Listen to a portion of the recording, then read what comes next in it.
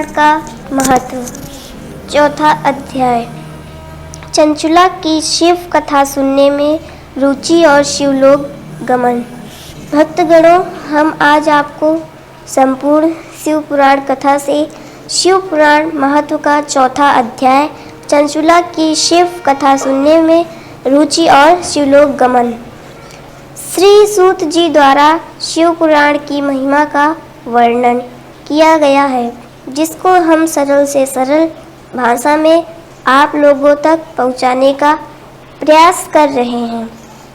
शिव पुराण की महिमा को जानने के लिए हमारे इस वीडियो को अंत तक ज़रूर देखें और सुनें। अगर आपको अच्छा लगे तो शेयर, लाइक एवं सब्सक्राइब करें, जिससे शिव पुराण कथा का प्रत्येक अध्याय आप तक जरूर पहुंच सके। कहीं कोई गलती हो तो कमेंट में ज़रूर बताएं। हर हर महादेव। ब्राह्मण बोले, नारी तुम सौभाग्यशाली हो जो भगवान शंकर की कृपा से तुमने वैराग्यपूर्ण शिव पुराण की कथा सुनकर समय से अपनी गलती का एहसास कर लिया है। तुम डरो मत और भगवान शिव की शरण में जाओ। उनकी परम कृपा से तुम्हारे सभी पाप नष्ट हो जाएंगे। मैं तुम्हें भगवान शिव की कथा सहित वह मार्ग बताऊंगा, जिससे द्वारा तुम्हें सुख देने वाली उत्तम गति प्राप्त हो। शिव कथा सुनने से तुम्हारी बुद्धि शुद्ध हो गई और तुम्हें पश्चाताप हुआ है तथा मन में वैराग्य उत्पन्न हुआ है। पश्चाताप की ही पाप करने वाले पापियों के लिए सबसे बड़ा प्रायश्चित है। पश्चाताप ही पापों का शोधक है। इससे ही पापों की शुद्धि होती है। तत्पुरुषों के अनुसार पापों की शुद्धि के लिए प्रायश्चित पश्चाताप से ही संपन्न होता है। जो मनुष्य अपने कुकर्म के लिए पश्चाताप नहीं करता, वह उत्तम गति प्राप्त नहीं करता, परंतु जिसे अपने कुकृत्य पर हार्दिक पश्चाताप होता है, वह अवश्य उत्तम गति का भागीदार होता है। इसमें कोई शक नहीं। शिव पुराण की कथा सुनने से चित्त की शुद्धि एवं मन निर्मल हो जाता है। शुद्धि चित्त में ही भगवान शिव व पार्वती का वास होता है। वह शुद्ध आत्मा पुरुष सदाशिव के पद को प्राप्त होता है।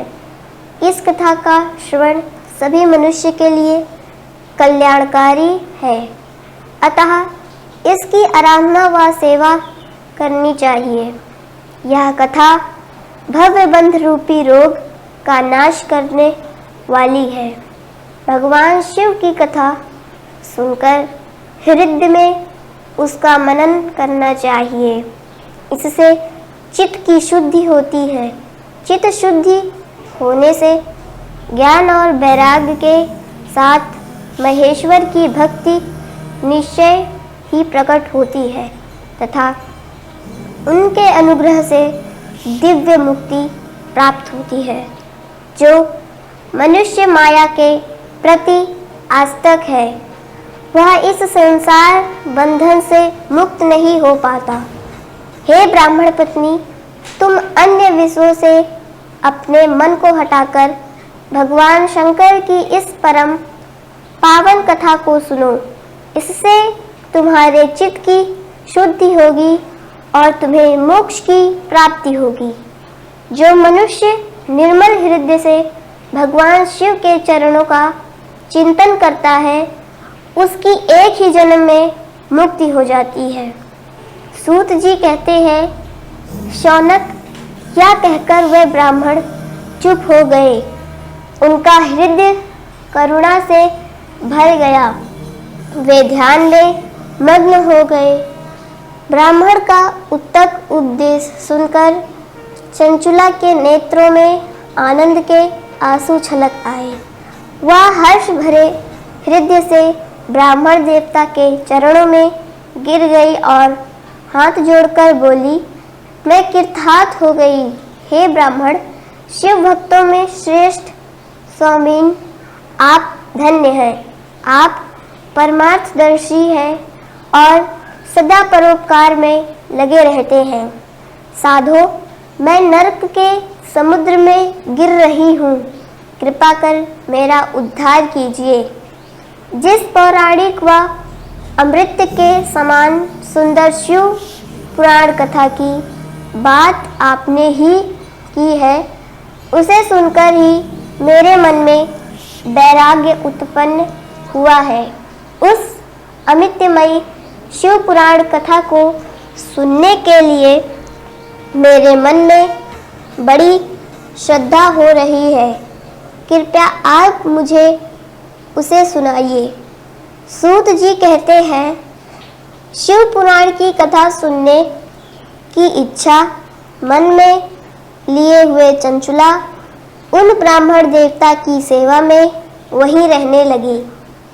उस गोकर्ण नामक महाक्षेत्र में उन ब्राह्मण देवता के मुख से चंचुला शिव पुराण की कथा भक्ति, ज्ञान और वैराग्य बढ़ाने वाली और मुक्ति देने वाली परम उत्तम कथा सुनकर कृतार्थ हुई। उसका चित्त शुद्ध हो गया। वह अपने हृदय में शिव के सगुण रूप का चिंतन करने लगी। वह सदैव शिव के सच्चिदानमय स्वरूप का स्मरण करती थी। तत्पश्चात अपना समय पूर्ण होने पर चंचुला ने बिना किसी कष्ट के अपना शरीर त्याग दिया। उसे लेने के लिए एक दिव्य विमान वहां पहुंचा। यह विमान शोभा साधनों से सजा था एवं शिवगणों से सुशोभित था। चंचुला विमान से शिवपुरी पहुंची। उसके सारे पाप धुल गए। वह दिव्यांग हो गई।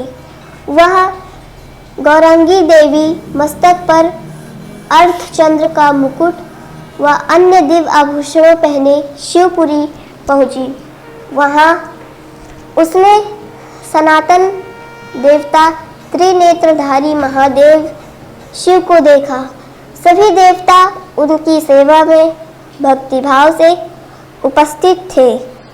उनकी अंग कांति करोड़ों सूर्य के समान प्रकाशित हो रही थी। 5 मुख और हर मुख में 3 नेत्र थे। मस्तक पर अर्धचंद्रकार मुकुट शोभायमान हो रहा था। कंठ में नील चिन्ह था। उनके साथ में देवी गौरी विराजमान थी, जो विद्युत पुंज के समान प्रकाशित हो रही थी। महादेव जी की क्रांति कपूर के समान गौर थी। उनके शरीर पर श्वेत वस्त्र थे तथा शरीर श्वेत भस्म से युक्त था। इस प्रकार भगवान शिव के परम उज्जवल रूप के दर्शन कर चंचुला बहुत प्रसन्न हुई। उसने भगवान को बारंबार प्रणाम किया और हाथ जोड़कर प्रेम, आनंद और संतोष से युक्त हो विनीत भाव से खड़ी हो गई।